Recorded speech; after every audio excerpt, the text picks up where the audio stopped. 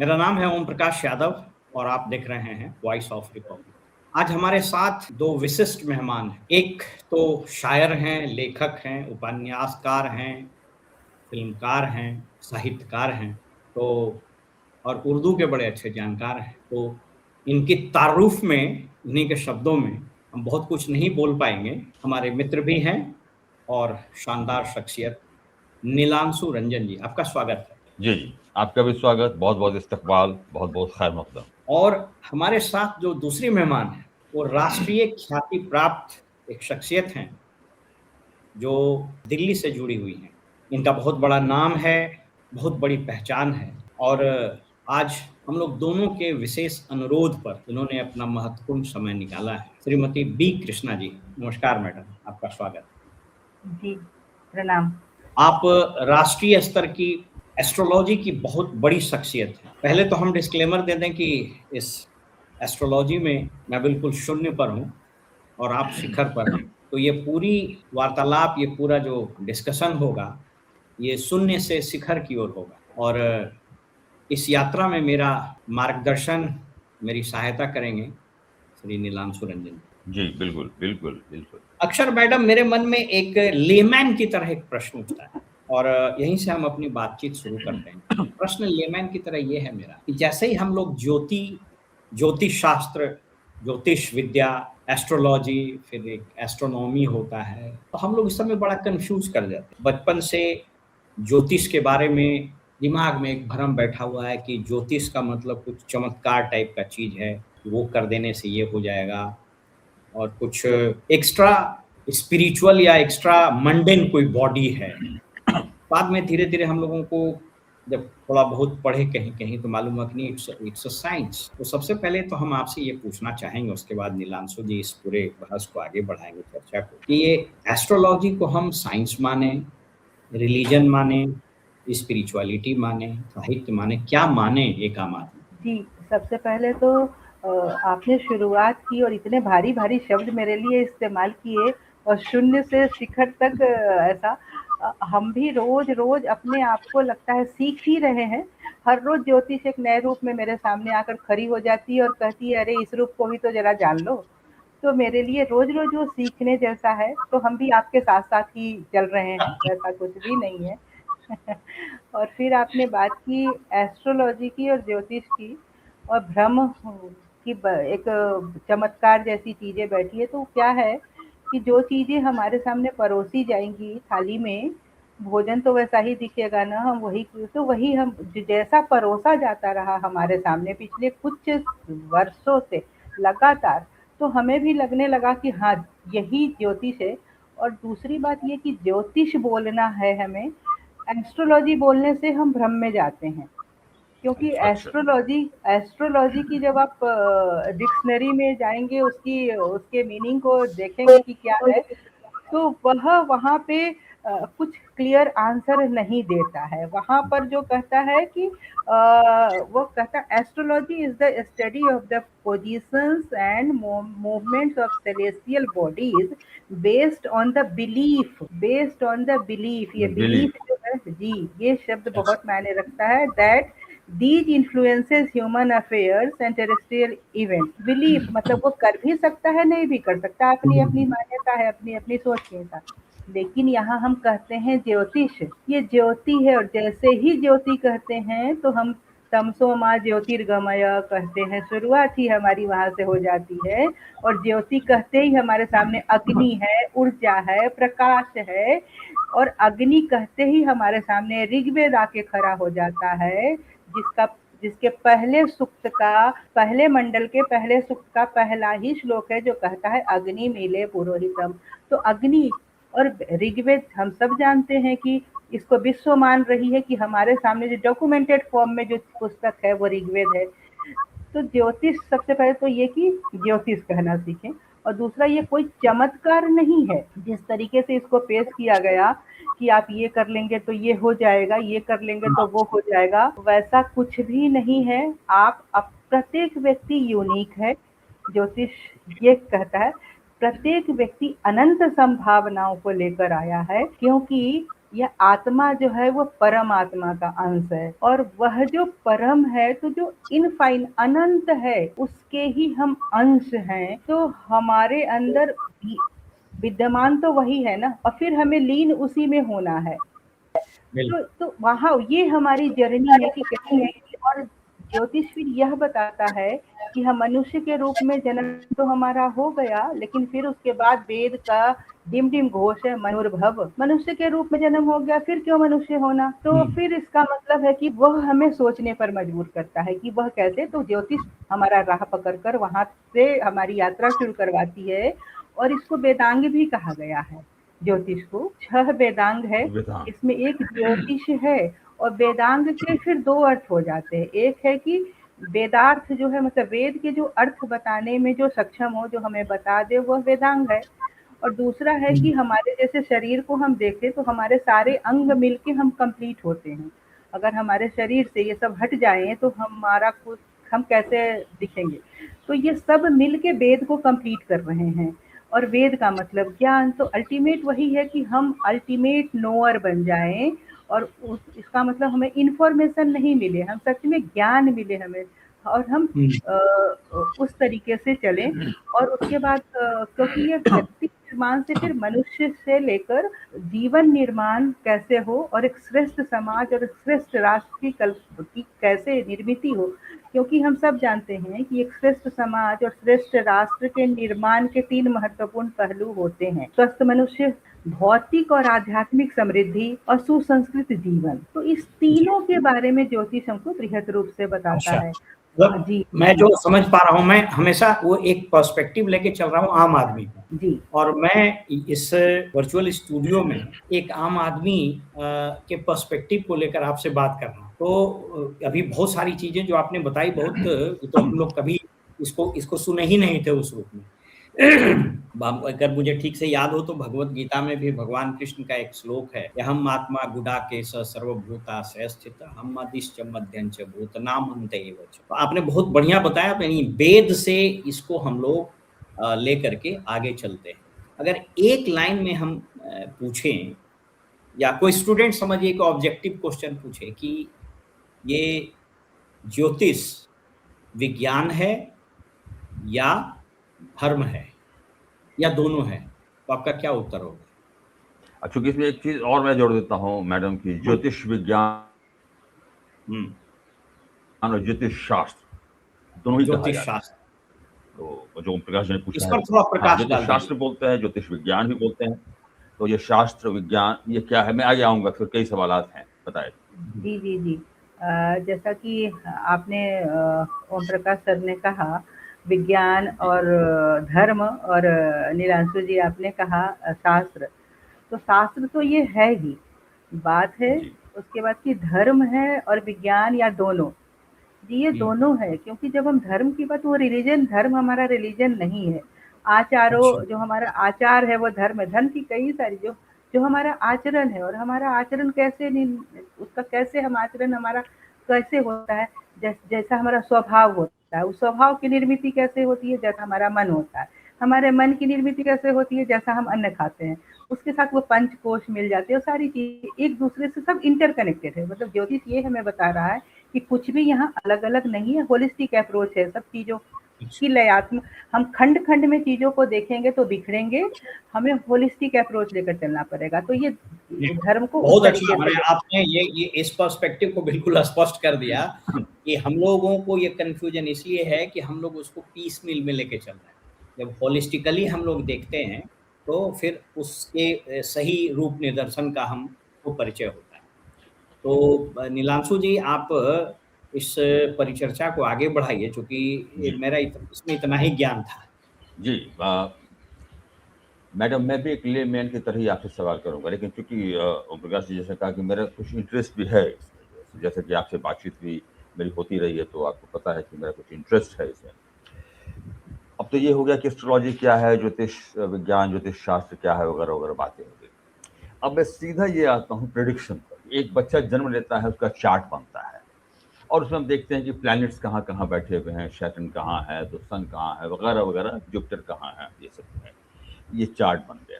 ये मुझे सीधा ये बताया जाए कि प्रिडिक्शंस जो है एस्ट्रोलॉजी में या ज्योतिष विज्ञान में, ज्योतिष शास्त्र में कितना परसेंट या कितना फीसद सही माना जाए? 90% सही माना जाए, 10% दैव अपने पास रख लेता है। जी, अच्छा। भगवत गीता का श्लोक आपने ओम प्रकाश सर ने बताया ना, उसमें ही एक श्लोक है, अधिष्ठानं तथा कर्ता वाला, कर्णं च पृथक विदम, कि हमारे पास प्लान है, प्लान मैनेजर है, डिफरेंट टूल्स हैं, अपने एफर्ट्स भी हमने पूरे दिए, लेकिन जो पांचवा है वो दैव है। दैवम पंचम, वहाँ पंचम दैव कहा गया है। वो दैव, वो कई वेरिएबल्स हो सकते हैं। जैसे कि हमने, कोई अगर विद्यार्थी है, वो बहुत मेहनत से पढ़ रहा है, रात भर जग के पढ़ाई की, लेकिन एग्जाम हॉल में जाकर वो रात भर जो पढ़ाई की, उस थकान की वजह से वो ठीक से लिख नहीं पाया, या फिर घर से निकला, उसकी बस मिस हो गई, या फिर वो जाम में फंस गया, या फिर सब कुछ करके आया, लेकिन जो इवेल्युएशन है उस समय टीचर का मूड कुछ ही और, अपनी घर की परिस्थिति की वजह से एग्जैक्टली। कुछ और तरह से इवेल्युएट नहीं कर पाया, या फिर सब कुछ होके वो सफल भी हो गया और नीट की तरह वो रद्द हो गया एग्जाम पेपर। आगे वो बच्चा करेगा कि नहीं करेगा, इसमें तो बहुत सारे वेरिएबल्स है, तो वो दैव अपने पास रख लेता है। और उदाहरण महाभारत में कृष्ण जब अर्जुन को विराट रूप दिखाते हैं, तो पूरी महाभारत की कथा दिखा देते हैं, उसकी सब कुछ हो चुका है, अभिमन्यु का वध नहीं दिखाते हैं, क्योंकि उनको पता था कि इसको इसके पुत्र का वध दिखा देंगे तो ये और भागेगा, ये ऐसे ही इस तरह से ग्रसित है। तो वो 10% हमेशा दैव अपने पास रख लेते हैं। तो यदि कोई ज्योतिषी यह दावा करते हैं कि वो 100% प्रेडिक्शन सही देंगे, तो नहीं, ज्योतिष वो उसकी नहीं तो तरफ आपने से। आपने निरांशु जी, इन्होंने तो मतलब एकदम कैंडिड एक्सेप्टेंस है। सामान्य तौर पर हम लोग जो टीवी चैनलों पर बहस देखते हैं, वो एक बाबा आके अवतरित होते हैं और बोलते हैं कि ये कर देने से ये हो जाएगा और यही होगा। आजकल तो बाबाओं की भीड़ लगी हुई है, लेकिन आपका बाबाओं की इतना एकदम जो लाइन लगी हुई है, और आजकल हाँ, स्पोर्ट्स में तो कौन भारत जीतेगा, ये कौन जीतेगा, प्रधानमंत्री कौन बनेंगे, मुख्यमंत्री कौन बनेगा, उस पर दावे पे दावे भी हो रहे हैं, दावे होते हैं। बहुत सारे तो आपका दावे। इतना कैंडिड एक्सेप्टेंस है, मतलब अगर मैं ठीक से समझ पाया, तो जो प्रिडिक्शन ज्योतिष शास्त्र के हिसाब से होता है, उसमें उसके सही होने के चांसेस ऑफ कोर्स बहुत हैं, 90% या उससे ज़्यादा। लेकिन कुछ ऐसे प्रतिशत, कुछ ऐसी संभावनाएँ हैं जिसको ईश्वर कहें, भगवान कहें, खुदा कहें, जो कहें, वो अपने साथ रख लेता है। आपका कहने का ये तात्पर्य है। हाँ, जी, नीलांशु जी। मैंने इसलिए पूछा था मैडम कि मैं अभी आगे आता हूँ, मैंने इसलिए पूछा था कि एक बड़े एस्ट्रोलॉजर का मैंने ये देखा था बयान। उन्होंने कहा कि अगर आप 60%, 60% भी अगर आप कर देते हैं भविष्यवाणी एस्ट्रोलॉजी में, तो वो बहुत बड़ी बात है। 100% तो खैर कोई नहीं कर पाएंगे। वो कहते हैं कि 60 से 65% भी आप कर देते हैं, तो ये बड़ी जो है एक बड़ी बात होगी, क्योंकि ये मतलब ये मामूली विद्या नहीं है, क्योंकि इसके अंदर जो है मतलब समंदर के अंदर कई तल हैं, कई इसके जो हैं मतलब लेवल हैं, जिसको पहचान पाना और पकड़ पाना जो है बहुत मुश्किल होता है। लोग सुपरफिशियली देखते हैं और इसीलिए गलत साबित होते हैं, अक्सर जो ये गलत साबित हो जाते हैं।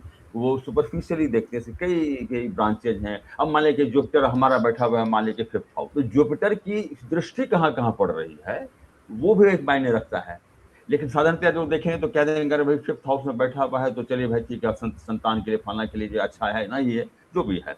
लेकिन उसकी दृष्टि कहाँ पड़ रही है, तो अब कहते हैं कि जो जुपिटर की जो दृष्टि जहाँ पड़ती है, वहां वो अमृत बरसा देता है। अब वो उसकी दृष्टि पड़ेगी, उसकी जाके वो पड़ेगी फिर 9th हाउस में, मानिए वो 5th में है, एकादश में पड़ेगी इससे। लेकिन इतना जो एक जो वेरिएशन और इतना जो मतलब जो अंदर की जो गूढ़ विद्या है, इसको लोग नहीं पकड़ पाते हैं और सुपरफिशियली चले जाते हैं। इसलिए मैं समझता हूँ कि ज्यादातर लोग गलत हो जाते हैं। ये लेकिन एक मेरा प्रश्न मेरा है, प्लीज, इसी से रिलेटेड एक प्रश्न था, जैसे मैडम ने कहा। फिर हम एक बेसिक पर आते हैं। फर्ज कीजिए कि किसी माता ने, किसी गर्भवती महिला ने एक बच्चे को जन्म दिया, और उस बच्चे के आमतौर पर जो हम लोग बोलते हैं कि भाई इसका जरा भाग्य देख लीजिए, भविष्य देख लीजिए, तो हाथ देखे, कुछ देखे, वगैरह वगैरह। और वो ज्योतिष शास्त्र उसके लाइफ के बारे में कुछ प्रिडिक्शंस कर सकता है।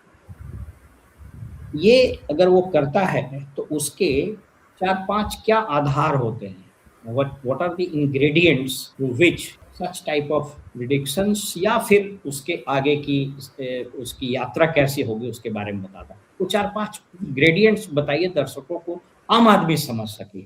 आवाज समझ कहीं दूसरी बात की दृष्टि, जो मैंने कहा मैडम, दृष्टि पर लोग मतलब ज्योतिषी जाते नहीं अक्सर। वो कहेंगे शनि आपका यहाँ बैठा हुआ है, वो यहाँ बैठा हुआ है, अभी तो 7.5 ही चल रही है। लेकिन किस ग्रह की कहाँ दृष्टि पड़ रही है, किसका वो अच्छा फल है, किसका खराब है, इसको नहीं बताते। हाँ, जी, जी, please. Ji, ji, ji. Sir आपने कहा कि 4-5 उसके बताने आधारभूत चीज़ें। सबसे पहले तो देश, काल और पात्र, मतलब स्थान, किस स्थान पर वो जन्म लिया, उसकी और वहाँ का वातावरण, वो कैसा, किस वातावरण में वो जन्म लिया, और उसके बाद उसका date of birth, time of birth, place of birth, ये 3 चीज़ें आ गई, जिसके आधार पर उस समय की आकाशीय पिंडों की गणना हो गई, और इसके आधार पर प्रत्येक उसकी संभावनाएं एक जन्म कुंडली बन गई, और उसके सूक्ष्म, उससे जुड़े हुए वर्ग बनते हैं, सूक्ष्म वर्ग, क्योंकि प्रत्येक ग्रह जो है वह 13 डिग्री 20 मिनट का होता है। 13 डिग्री 20 मिनट में से 3 डिग्री 20 मिनट, 3 डिग्री 20 मिनट का एक एक उसके चरण होते हैं, 4 चरण एक नक्षत्र के होते हैं। तो इसके आधार पर नवांश, दशमांश, द्वादशांश, सप्तांश, ऐसे ऐसे वर्ग कुंडलियां बनती हैं। तो इसको इस जन्म कुंडली के साथ उनको मिलाना इसलिए आवश्यक, रामचरितमानस में जैसे हम राम जी की पूरी यात्रा को समझनी है, तो बालक राम कैसे हैं तो हमको अयोध्या से उस स्थान से समझ में आएगा। उसके बाद वो पाहुन के रूप में कैसे हैं तो जनकपुर जाना होगा, वो क्षत्रिय के रूप में कैसे हैं तो लंका जाना होगा। अयोध्या में बैठ के हम सारी चीजों को नहीं जान सकते। इसी तरह से जन्म कुंडली पर ही सब कुछ हम नहीं, हमको सूक्ष्मता से आकलन करने के लिए वर्गों में जाना पड़ेगा। जैसे द्वादशांश है, वो माता पिता, अभी छोटा बच्चा आया है उसके साथ वो, क्योंकि हमारे पूर्व जन्म, हम अपने कर्म फल, ज्योतिष में यह भी समझना बहुत आवश्यक है कि जैसे हम ग्रहों के, जी, प्लीज। जी, ग्रह जो है, जैसे कहते हैं ना कि शनि इसका ये लेकर आया है, शनि लेकर नहीं आया है। हमारे कर्म फल, संचित कर्म जो है वो क्रियमान फल, जैसे विज्ञान कहता है ना, विज्ञान की बात होती, conservation of energy, energy can not be created not be destroyed, ये जो कहते हैं, तो एग्जैक्टली। उसका क्षय नहीं होता, ऊर्जा का न नाश होता, वो अपना रूप परिवर्तित करती है। तो वही है, ऊर्जा की ही तो यात्रा है ना, वो अपना रूप, अब इस शरीर में वो रूप परिवर्तित करके आई है, आगे फिर वो किसी अन्य रूप में वो आएगी हमारे सामने, वो यात्रा चल रही है। तो हमारे कर्म फल ही आए हैं। तो ग्रहों का काम सिर्फ इतना है कि आपके जो संचित कर्म है उसमें से अभी कौन सा कर्म लाके आपके सामने खड़ा कर देना है, और उसके अनुसार हमारे वो फल अपने आप वो आ जाएंगे हमारे सामने। तो इसी चर्चा को, इसी एक सेकेंड हम खाली इंटरप्ट करें, एक सेकेंड, क्योंकि बहुत इंपॉर्टेंट क्वेश्चन मेरे मन में आ गया। आपने कहा, और ये पूरी परिचर्चा हम आम आदमी के दृष्टिकोण से कर रहे हैं कि वो कैसे समझे और इससे कैसे वो लाभान्वित हो सके। आपने बड़ी अच्छी बात कही कि जब किसी बच्चे का जन्म होता है तो ग्रहों की स्थिति के साथ साथ वो जिस स्थान पर जन्म लेता है उसका जो वातावरण होता है वह भी उसके भाग्य का या उसका उसका जो यात्रा है उसको उसको वो डिटरमाइन करता है, यानी उसको तय करता है। यही एक क्वेश्चन है कि क्या ऐसा संभव है? इस क्वेश्चन को काइंडली ध्यान से सुनिएगा, क्योंकि हम एक प्रिस्क्रिप्शन के रूप में लोगों को बताने की कोशिश कर रहे हैं। क्या ऐसा संभव है कि कोई माँ गर्भवती है, उसके बच्चे का जन्म होना है, तो यह तो संभव नहीं है कि वो किस घंटा किस सेकंड में वो जन्म हो, लेकिन यह तो संभव है अगर वो जान जाए कि फलाने स्थान पर वो ऐसे एम्बियंस में जन्म ले तो ज़्यादा अच्छा हो। तो क्या ज्योतिष शास्त्र से किसी गर्भवती महिला का काउंसलिंग करना ये कितना ये फ़ायदेमंद होगा विज़ा-वी कि क्या उस महिला का जो प्रसव हो वो किस स्थान पर हो, उसका एम्बियंस क्या? ये एक प्रश्न। बहुत ही अच्छा प्रश्न है आपका। और जैसा कि शुरुआत में ही हम लोगों ने बात की ना, होलिस्टिक अप्रोच रखता है ज्योतिष। तो सिर्फ बच्चे के जन्म के समय के स्थान को निर्धारित नहीं करता है ज्योतिष। गर्भाधान संस्कार की बात जब ज्योतिष करता है तो गर्भवती जो, मतलब स्त्री पुरुष वैवाहिक बंधन में बंधने के बाद जब उनकी गृहस्थी का शुरुआत हुआ, और तब आगे वो माता पिता बनने की जब वो प्लानिंग करते हैं, कामना करते हैं कि माता पिता बनना है, तो गर्भाधान के कम से कम 3 महीने पहले से उनके खान-पान का, उनका वस्त्र कैसा हो, पहनावा कैसा हो, क्योंकि हमारा भारतीय परिधान जो है वो सब कुछ इस तरीके से बनाया गया कि हमारे अंडाणु और शुक्राणु वो गर्म ना हो, गर्म होके उनकी जो क्वालिटी है वो वीक ना हो जाए।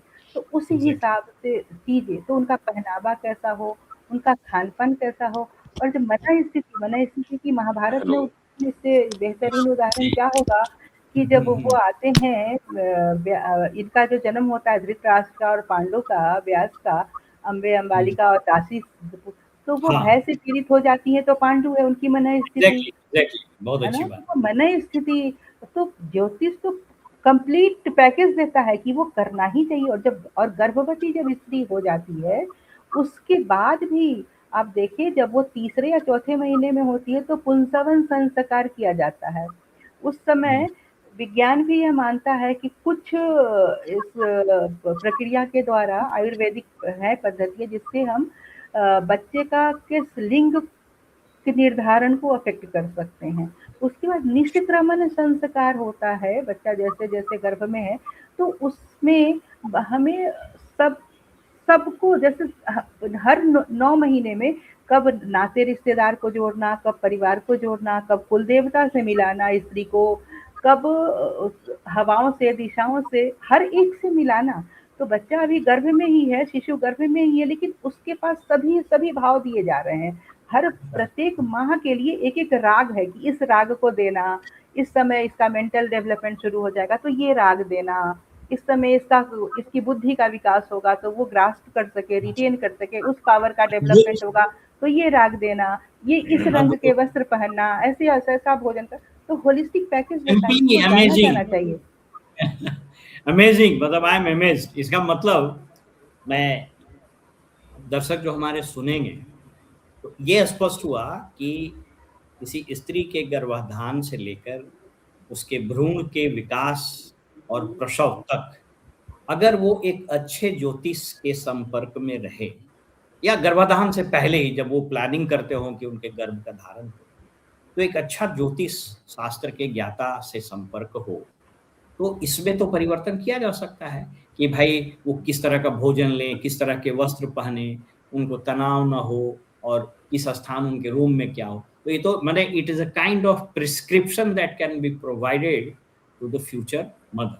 ये मैं समझ जी, पाया। जी। ठीक है? जी। और अगर उनको कोई अच्छे ज्योतिष ना मिले तो उनको सलाह दीजिएगा, बृहदारण्यक उपनिषद पढ़ें, उसमें गर्भाधान श्रीमंथ अध्याय ही है कि कैसे उसमें पूर मतलब आप मतलब अद्भुत है वो अध्याय कि किस प्रकार से हमारे डीएनए, हमारे जीन के स्तर पर जाकर गुणों का आधान किया जा रहा है, वहाँ उसको तक जाकर। रिपीट कर दीजिए तो मैडम उसको रिपीट कर। बृहदारण्यक उपनिषद का श्रीमंथ अध्याय।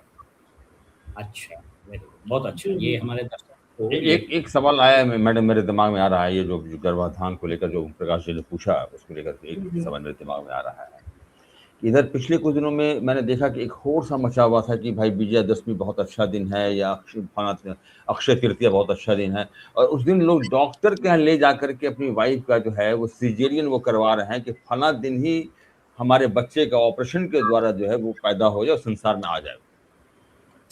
तो ये तो एक जबरन हुआ ना, एक जबरदस्ती का एक प्रक्रिया है कि भाई अक्षय तृतीया का बहुत अच्छा दिन है जो भी है, या विजयदशमी का बहुत अच्छा दिन है, नवमी का मतलब उस दिन हम जो है हमारे घर में वो बच्चा या बच्ची वो पैदा हो जाए और सिजेरियन के द्वारा करवा रहे हैं, इसका क्या इम्पैक्ट पड़ता है? हाँ, ये ये बहुत अच्छा प्रश्न। पागलपंथी है, ये पागलपंथी है, पूरी तरह से भ्रमित होने वाली बातें हैं।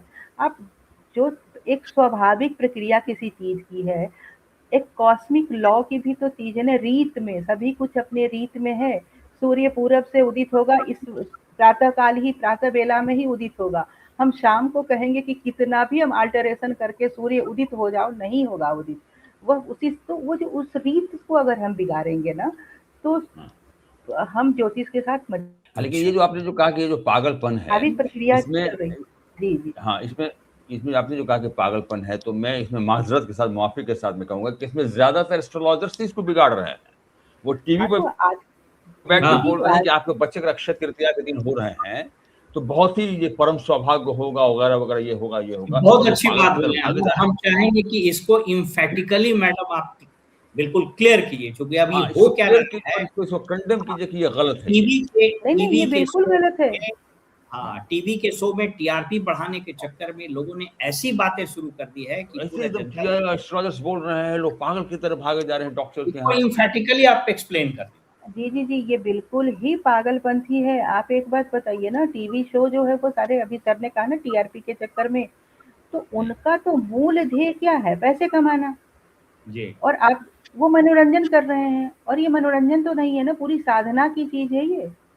और ऋषि, वो हमारे यहाँ ऋषि कहे जाते थे, ऋषि का है, वो मनोरंजन नहीं करते थे लोग, वो अपने ध्यान में, और तब वो किसी चीज़ को निकाल कर स्वयं जब तक अनुभव नहीं करते थे, वही विज्ञान की जब बात होती है ना, तो एक तो ज्ञान और उसको अनुभव में लेकर आना, इस दोनों के बाद ही वो विज्ञान में परिणत होता है, और तब वो ऋषि लेकर आते थे लोगों के बीच में उन चीज़ों को। लेकिन आज तो मनोरंजन है आप, और लोग इतने, असल में गलती लोगों की है कि 21वीं सदी में अगर हम इतना भी कॉमन सेंस अपने पास नहीं रखते हैं कि अगर हमको लगता है कि अक्षय तृतीया को करवा लेंगे, तो विश्व के अब 12 राशियां हैं, है ना, 12 ही राशियों में तो किसी न किसी राशि में बच्चे का जन्म होगा। अब विश्व में अक्षय तृतीया को जन्म देने वाले विश्व के सभी व्यक्ति क्या एक ही तरह के होंगे कि सब कुछ उनका ऐसा नहीं, वह प्रत्येक तरीके के हो सकते हैं वो बच्चे ना। तो इतना कॉमन सेंस हम नहीं अप्लाई करेंगे तो इसी तरह ट्रैप में जाके, साइकोलॉजिकल ट्रैप में जाते रहेंगे, और फिर हमारा कोई ज्योतिषी तो ज्योतिष का मजाक तो बना ही रहे हैं, और हम लोग भी उसमें सहयोग दे रहे हैं। जैसे हम कहते हैं ना कि बिल्कुल, वही जैसे मैंने कहा कि एस्ट्रोलॉजिस्ट जैसे का हम लोग योगदान कहते हैं बहुत ना, हमारी शिक्षा व्यवस्था को मैकॉले आया और इस तरह से बिगाड़ गया।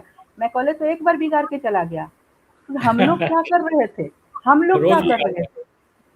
हम इसको रोज तो बिगाड़ दोष तो इतना हम बड़ा लोगों की भी व्यवसाय है ना। बना लिया है, तो एस्ट्रोलॉजर्स का जो गुट है, मैं गुट कह रहा हूँ, इतना बड़ा बना लिया है कि वो टीवी पे बैठ करके कुछ भी बोले जा रहे हैं और लोगों का राशिफल दिमाग खराब रोज राशिफल दे रहे हैं ना, रोज राशिफल दे रहे हैं, रोज जिसका दे कोई रहे हैं। लेना देना नहीं है और ज्योतिष से। करोड़ों अरबों लोग हैं उसमें। एक मान लिया हाँ मीन राशि खाइए, तो करोड़ों लोग हैं उसमें, जी, और करोड़ों हर करोड़ आयु हैं। वर्ग के हैं ना, हर आयु वर्ग के हैं। अब वो जी कोई एक एक वो प्लेन जनरल सा स्टेटमेंट दे दिया, वो कैसे जी। हो जाएंगे? वो सारे नहीं हो सकते। तो इससे जितनी जल्दी हम अपने आप को निकाल लें, अगर नहीं निकालेंगे तो हमारी मानसिक विकृति कितनी हो चुकी है, ये इससे बहुत समझा जा बहुत सकता है। शुक्रिया। अभी तक और के इसी डिस्कशन से जो 3 चीज़ों को हम लोगों ने टेक अवे किया है, बड़ी अच्छी चीज़ है, उसको थोड़ा दर्शकों के लिए हम उसको प्रिसाइज़ कर दें। पहली बात, ये जो ज्योतिष शास्त्र है, यह वह विज्ञान, वह विधा है, जो धर्मशास्त्र से ओरिजिनेट होकर के कालांतर से, युगों-युगों से चलता आ रहा है, बशर्ते उसको आप ठीक से समझ सकें, नंबर 1। नंबर 2, जो दूसरा जो टेक अवे था कि इस धरती का सृजन महिलाएं ही करती हैं, गर्भाधान, बच्चे का जन्म और फिर वो नई पीढ़ी का निर्माण, जो सबसे महत्वपूर्ण चीज़ है।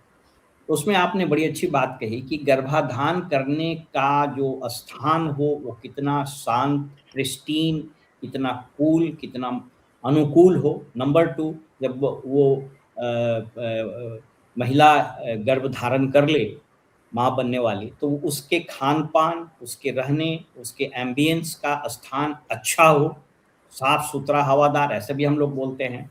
इसीलिए जब जन्म जहाँ होता है, बच्चे के सामने ईश्वर की तस्वीर या अच्छी-अच्छी चीज़ें लगाई जाती हैं। और तीसरा और अंतिम चीज़ ये कि हर बच्चे के हर अंग या हर स्टेज पर जो उसका निर्माण होता है, उसका जो विकास होता है, उसकी वर्णन के बारे में भी आप लोगों ने बताया। इन चीज़ों को नियंत्रित तो नहीं, लेकिन इन चीज़ों को रेगुलेट ज़रूर कर सकते हैं, इन चीज़ों को। और तीसरी अंतिम चीज़ आपने बहुत अच्छी बताई कि ईश्वर नैसर्गिक सतत है और प्रकृति के नियम शाश्वत है। इसलिए आप अगर फ़ोर्स्ड डिलीवरी कराते हैं, जैसा कि कुछ ज्योतिष शास्त्र लोग और डॉक्टर के इस नेक्सस ने शुरू करा दिया है, तो यह बिल्कुल प्रकृति के विपरीत है और इसका ज्योतिष शास्त्र में कोई स्थान नहीं है। यह जी। सिर्फ़ एक फ्रॉड है, एक झूठ है। अभी तक हम लोगों ने डिस्कशन किया। यही हाँ, इसको कंडेम किया जाना चाहिए। अब मैडम एक इसी से सवाल मेरा जुड़ा हुआ है प्लीज। क्योंकि गर्भाधान और इससे जो है बच्चे की डिलीवरी से लेकर के मुझे एक सवाल का जवाब दिया जाए कि 11 अक्टूबर 1942 को अमिताभ बच्चन पैदा लेते हैं इलाहाबाद में, 4:10 शाम का वक्त है। उसी इलाहाबाद में 11 अक्टूबर को 4:10 पे और भी बच्चे पैदा हुए होंगे। तो बाकी अमिताभ बच्चन नहीं बने, एक अमिताभ बच्चन होते हैं। समय वही है, जगह वही, स्थान वही और टाइम वही। क्यों होता है ऐसा? कर्मफल। जब हम ज्योतिष वही होलिस्टिक पूरी हम आधी अधूरी चीजों को लेकर नहीं, जब चलेंगे हम प्लैनेट्स की तो ये बात नहीं करते हैं, समझेंगे, अमिताभ बच्चन को नहीं समझेंगे या दूसरे किसी भी व्यक्तित्व को, किसी बड़े व्यक्तित्व को नहीं समझ पाएंगे। जब तक गीता में आप पढ़े, बहुत ही अच्छे से समझाया गया कि हम किस लोक से आए हैं, हमारी यात्रा कैसी हो रही है, उत्तरायण और दक्षिणायन की बात करके हम किस लोक से आए हैं और किस तरह की संभावनाओं को लेकर आए हैं। तो वो वातावरण सिर्फ अभी का ही नहीं, हमारे जन्मों जन्मों का वातावरण जो हम साथ में लेकर चल रहे हैं, वो वातावरण अमिताभ बच्चन को जो मिला, क्या वो वातावरण दूसरे लेकर आए हैं? जी। ये मतलब और अभी ये अभी सवाल हम लोग 2 प्रश्न लेने की स्थिति में अभी हैं, जो समय हमारे पास है। तो एक प्रश्न हम और पब्लिक के तरफ से जो आम धारणा है उसके तरफ से जानना चाहेंगे।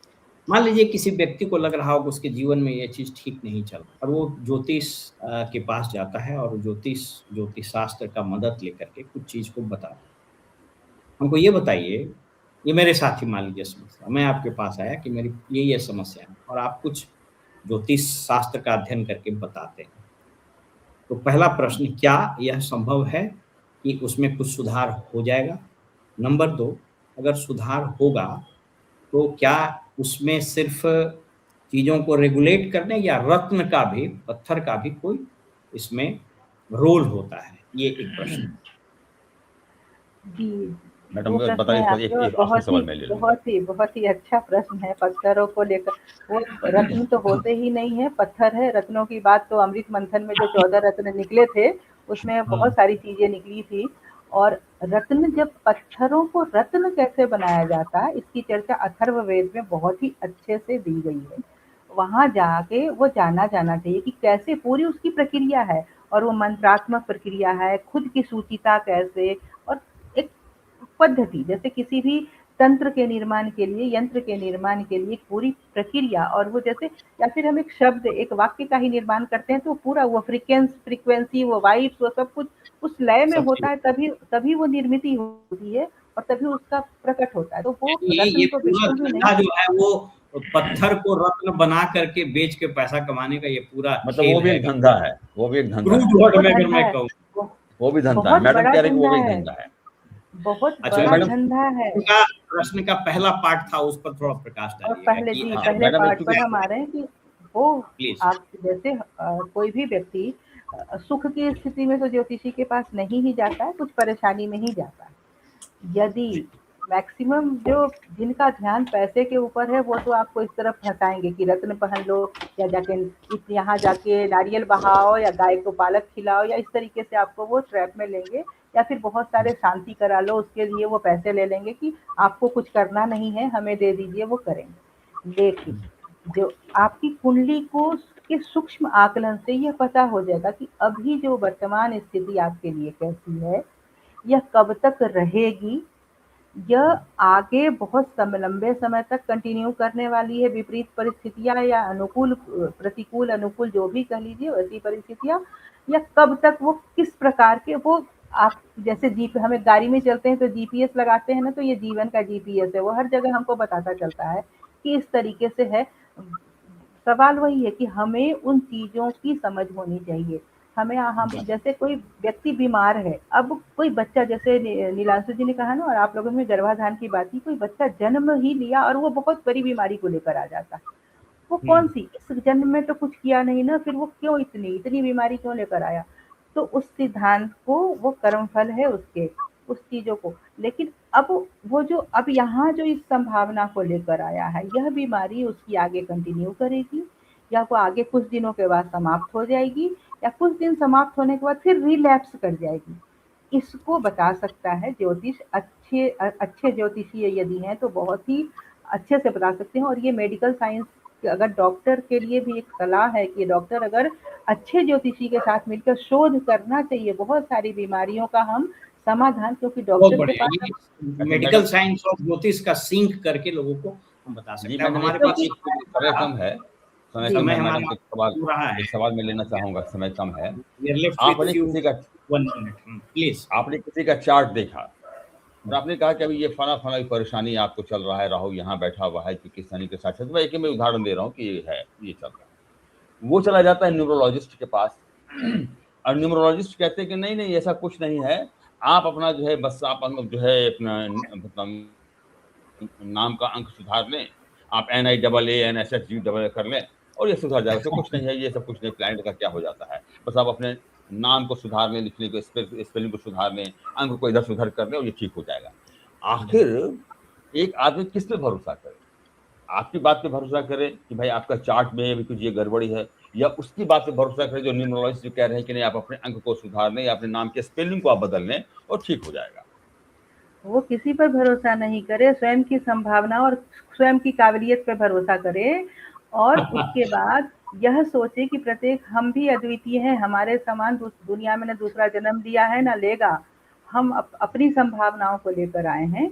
और न्यूमरोलॉजिस्ट जब वो कहते हैं ना ए जोड़ लो, ये डबल ए कर लो या ट्रिपल आजकल ए तो कर ये लो, चला जो हुआ भी है, कर लो, आप बताइए NIAAN कर लीजिए, फलना आप कर दीजिए, बताइए ये अंक जोड़ दीजिए। उनसे जरा पूछिएगा कि हिंदी वाले नाम में जरा मात्रा को बढ़ा के दिखा दो ना हमको, क्यों अंग्रेजी के नाम में इसे बढ़ा के जोड़ देते हैं? हिंदी वाले नाम में मात्रा को बढ़ाओ वो कहेंगे और कि फिर भाई हम जो आपका मूलांक ये है तो भाग्यांक ये है तो ये है, तो वो बहुत सारी बातें जो आती तो हैं। वही इसका सीधा-सीधा है कि अगर व्यक्ति इतने लोगों के पास जा रहा है, इसका मतलब उसके मन और प्राण के बीच में सिंक नहीं है, वो हार्मोनियस नहीं, रिलेशनशिप नहीं है, वो बहुत जल्दी नहीं है। विचलित हो जाता है, वो और फ्लिकरिंग ज़्यादातर माइंड मिसाल वाला देंगे है। फ़िल्म पर्सनैलिटीज़ का कि ये ये देखिए बहुत उन्होंने जो है बहुत अक्षय कुमार अच्छा। ने ये कर दिया। तो बेसिकली अब हमारा समय इसमें खत्म हो रहा है, लेकिन इतना इंटरेस्टिंग डिस्कशन है कि अगर दर्शक के डिमांड पर हम लोग एक और एपिसोड करेंगे, क्योंकि प्रश्नों का जो श्रृंखला है वो चलता जा रहा है, लेकिन हमारे पास जो डिजिटल प्लेटफॉर्म है वो टाइम अलाउ नहीं कर रहा है। बहुत सारे प्रश्न समय हम अभी उत्तर, तो चूँकि है नहीं, लेकिन सवाल बहुत लेकिन बहुत है सारे गोचर को चीज़ों लेकर को के और आपने बहुत सारे सवाल मिथ्स हैं। को,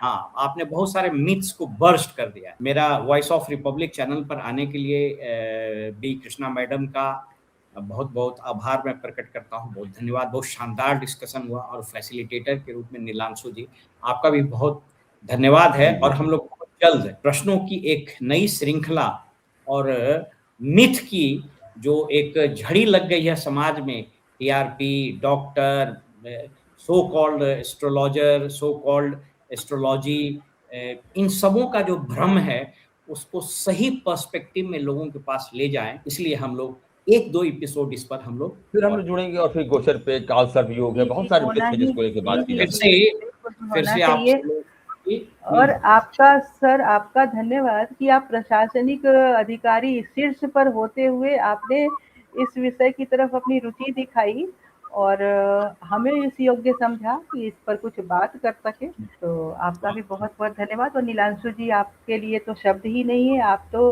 आपसे सीखना है बहुत कुछ, कैसे बोला जाए, कैसे शब्दों को रखा जाए, वो आपसे भी सीखना है। अरे नहीं मैडम जो है, बहुत-बहुत लेकिन आज बातें हुई नहीं पूरी, अभी अगले एपिसोड में फिर बातें हाँ, होंगी और अगले कई भी हम सवालात लोग बात कई करेंगे सवाल। और दर्शकों से अनुरोध है और कि जो आपके आपने मन रत्न में पे कहा ना, उस पे भी मैं एक सवाल लूँगा आगे, हाँ, मैं लूँगा क्योंकि हाँ, समय नहीं है, वक़्त नहीं है, दर्शकों से लेकिन लूँगा। अनुरोध ये होगा कि इसमें इस चैनल पर आप कमेंट्स बॉक्स में अपने प्रश्न पूछें और उन प्रश्नों को हम मैडम कृष्णा जी के पास ले जाएँगे और मेरा प्रयास यही है कि इस विद्या को के बारे में जितने भ्रम फैल रहे हैं, टीवी चैनलों पर जो शोर मच रहा है, इसका बाज़ारीकरण हो गया है, उसमें लोग फँस के बर्बाद हो रहे हैं, उससे आपको निकाला जाए। हमारा ये प्रयास आपको कैसा लगा? आप हमें ज़रूर लिखें। हमारा पता लिंक में दिया हुआ है। फिलहाल हमें इजाज़त दीजिए और अगले किसी अन्य विषय पर फिर आपके साथ हम हाज़िर होंगे। नमस्कार।